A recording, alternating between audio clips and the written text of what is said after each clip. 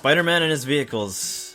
Oh, Spider-Man, why do you need vehicles? Why do you need so many vehicles? Look at this. What is this? Why does a superhero in downtown New York who can do this need a car? Much less a buggy. Oh, and it shoots webs. Well, that's useful. Honestly, the spider buggy is fine. It controls like every other car in the game and gives the webhead something to drive in the toy box. Even if it is a little ridiculous. Wait, this is a real thing? Oh, that'll shut me up. Speaking of ridiculous, check this out. A spider copter. A spider helicopter. What are those legs for? Why's it got legs? It's a helicopter. Alright, well, it handles pretty well, although it can be a little difficult to line up a shot. You may be asking yourself, how does a teenager who lives with his aunt afford such a thing? Obviously, you haven't been following the Ultimate Spider-Man animated series, and the supposed episode that spoofs Batman? Huh. Apparently, Peter moves to Boston and gets a spider cave, and this thing's in there. Yeah, I haven't been following it either. But if you are a fan of the Ultimate Spider-Man cartoon, you'll definitely recognize the spider cycle. In the second episode of the show, it was a gift from Nick Fury that helps Spidey get around the city faster.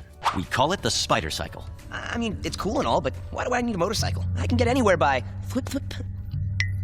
I calculate you can make it from 80th to 34th Street in 3.7 minutes while using up what I'm guessing is fairly expensive webbing and at maximum muscle stress. Maybe. The spider cycle can make it in a minute and a half, if you're not scared thwipless to climb on. Do I really believe that this would be a more practical way to get around? No, not really. But it's the least silly looking thing so far, so I'm in.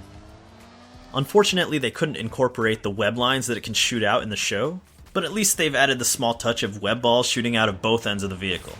Not bad. Spider-Man has his own glider.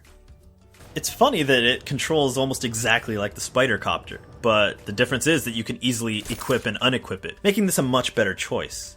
I actually really like this thing. It feels good to swing around and then quickly bust out the glider for an all-new way to get around. If you're at all interested, I recommend you pick this thing up. Oh, and in case you didn't know, the spider glider is actually from the comics. I guess over 50 years of stories from countless writers will do that.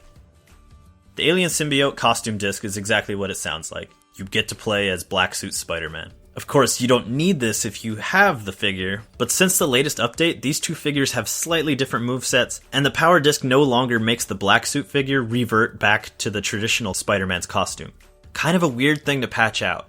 I'm gonna go out on a limb and assume that this means we're getting a new traditional Spidey figure just like Cap, and it's probably gonna be based off of his outfit in the upcoming Civil War movie.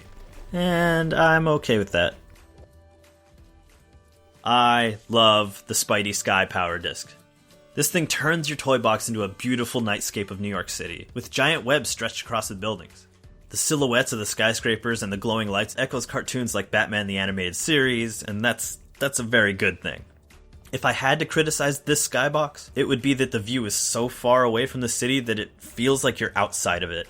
I'm not sure how they could address that without it feeling like you're just crammed in between a bunch of buildings, and I imagine there wouldn't be much of a view at that point, so the Spidey Sky is fine by me. The Spidey Streets, on the other hand, this thing reskins everything in what I can only describe as a Spider-Man comic fan's dream. While I do find a lot of the set pieces in it very cool, I'm actually not the biggest fan of what they've done here. It's mostly disappointing because I want these texture discs to add tools to a creator's belt when they're trying to recreate the world that these characters come from.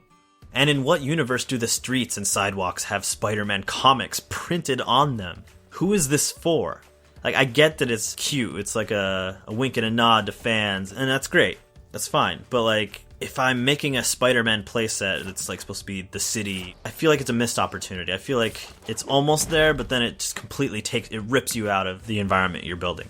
It's a bummer because I feel like they just missed the mark. The street signs and traffic lights covered in webbing is great. I love the cafe chairs and the Daily Bugle newspapers everywhere. Even Peter's camera is in position waiting to take a picture as he stops crime.